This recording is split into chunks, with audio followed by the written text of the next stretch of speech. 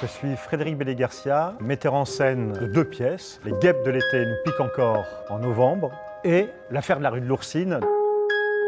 Là, il y avait une envie de comédien de travailler ensemble sur La Biche.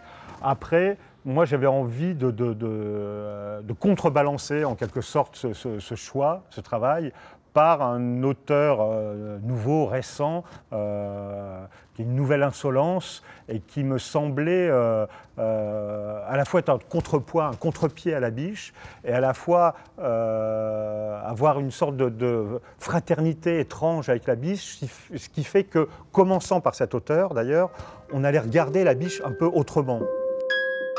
L'affaire de la rue de l'Oursine raconte l'histoire de 2 hommes qui ont été à une fête la veille et qui se réveillent sans aucun souvenir du déroulé de la fête et qui vont, au gré de certains événements, se persuader qu'ils ont commis un crime cette nuit-là.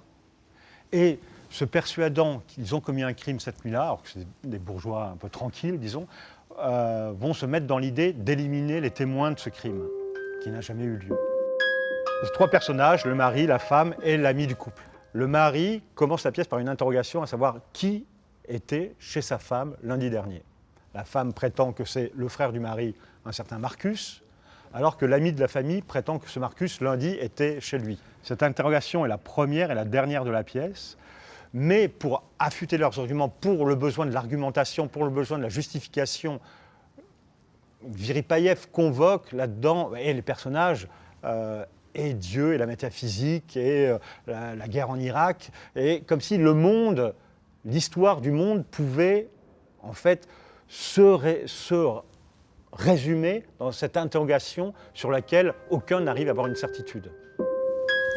Pour moi, la comédie est intéressante quand elle est méchante. Enfin, en tout cas, quand elle est d'abord méchante. Une comédie est intéressante quand elle commence par, je dirais, défoncer l'armure, le vernis de bons sentiments et d'hypocrisie derrière lequel l'homme se cache ou se pare, voilà, pour arriver à forer ou à sonder la petitesse, le défaut de l'humaine nature. Voilà. Après, je pense que la comédie est à son meilleur quand, après cette première phase de forage, en quelque sorte, elle va attraper ce que Viripayef appellerait la perle, ou ce qui est chez La Biche peut-être une joie primordiale qui est au fond du cambouis ou au fond du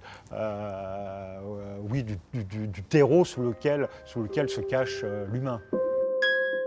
Quand vous entrerez dans le théâtre est transformé en une grande salle de bal, vide au début, et le déploiement du spectacle, c'est une fête qu'on prépare pendant toute la première pièce, qui a lieu entre les 2 pièces, et la deuxième pièce étant le réveil amnésique de cette fête qui a eu lieu.